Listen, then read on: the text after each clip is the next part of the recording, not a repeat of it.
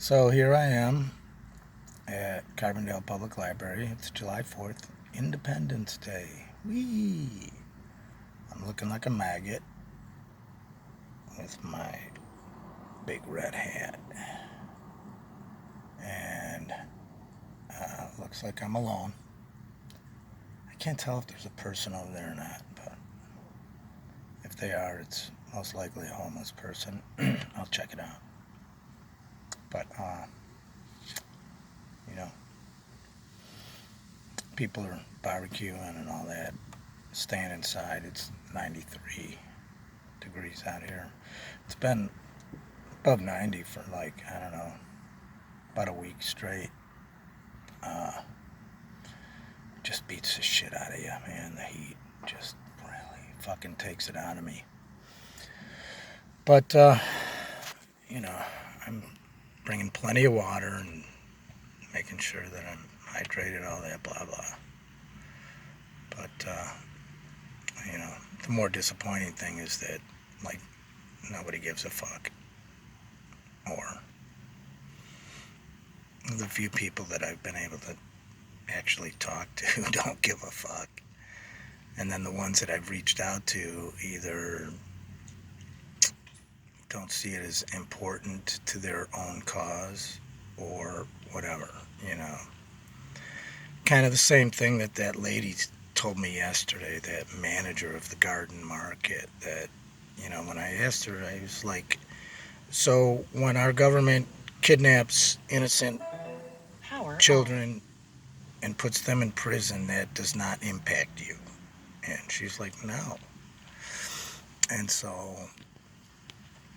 that maybe is a problem I'm running up against now, where, you know, you reach out to a group and everybody's working so hard for that fucking thing that they're like, no.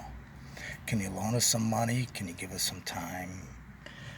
You know, and that's, I understand completely, man. You know, we're all freaked out, and it's just, you know, getting that one person's ear where, you know, I go to Sunrise Movement and say, you know, send me 5 kids who want to, you know, kind of like demonstrate, and then find another group like the Indivisible, maybe, you know, send me 5 people, and then, you know, get 5 teachers out there, you know, and then and tell them to just recruit friends and neighbors. And, you know, that's all I'm trying to do, is to get people to just, you know, come out, not representing a group, but representing all of us for all things. Because I guarantee that, you know, the green movement people want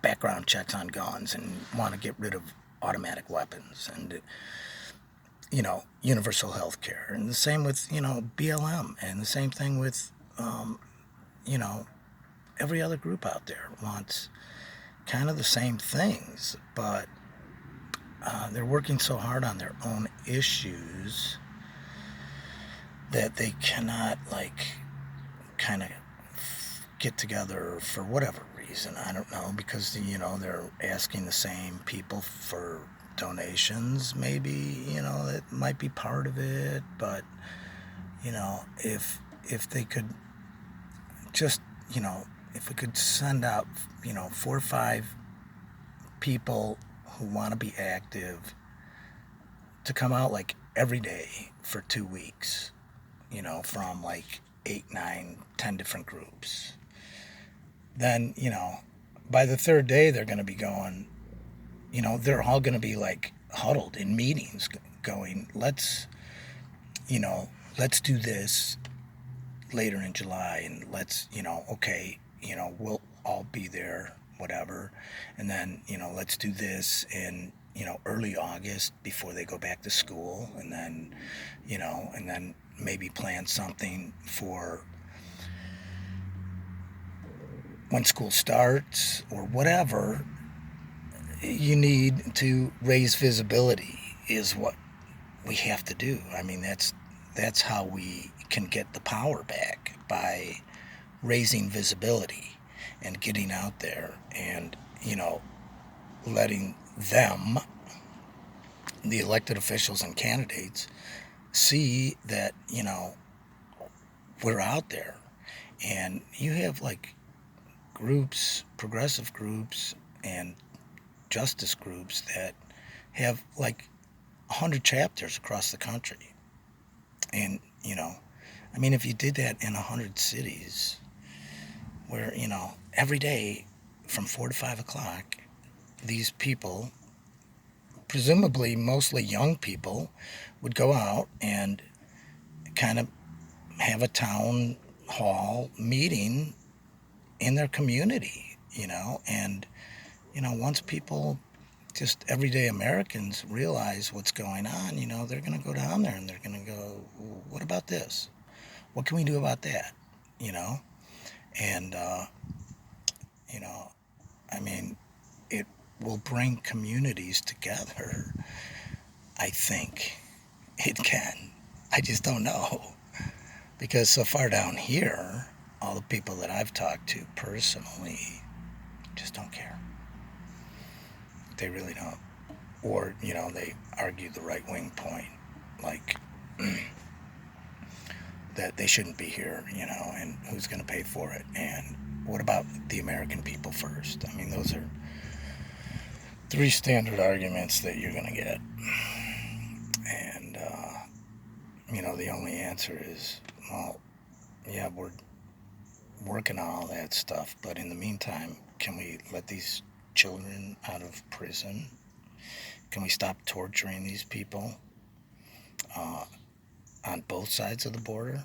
Because, I mean, right now we're focused on only the, I say only, but we're focused on the people that we've abducted and put into jails. And, we're not even really thinking about the tens of thousands or so that are crammed at the border, which, I don't know, I think is only marginally better than where they came from. So, and that's all part of the plan, was just to, fuck these people over because they are fleeing violence. Well, that's not why he wants to fuck them over. Jeff Sessions did this thing, and the reason he wants to fuck them over is because they're brown people. So, the people who don't care, who think it's an immigration issue, that we have imprisoned like 10,000 children, I mean, I don't know what to say about that. I mean, obviously it's an immigration issue, and, it needs to be remedied, but, to argue that we need to wait until immigration laws get changed or whatever, that, we're just going to have to keep detaining these children, or we're going to have to keep continuing to kidnap these children from their families and put them in jail. Okay, it's not prison, it's jail. I mean, I've been to jail. Piece of cake, So, just have to live with that.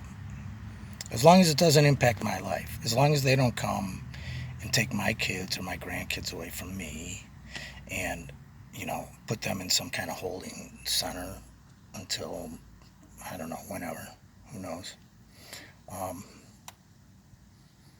It doesn't matter. I guess I'll just go enjoy the fireworks tonight at the 4th of July celebration. Celebrating shame. I don't know. That's the only thing that anybody can celebrate right now, is just shame.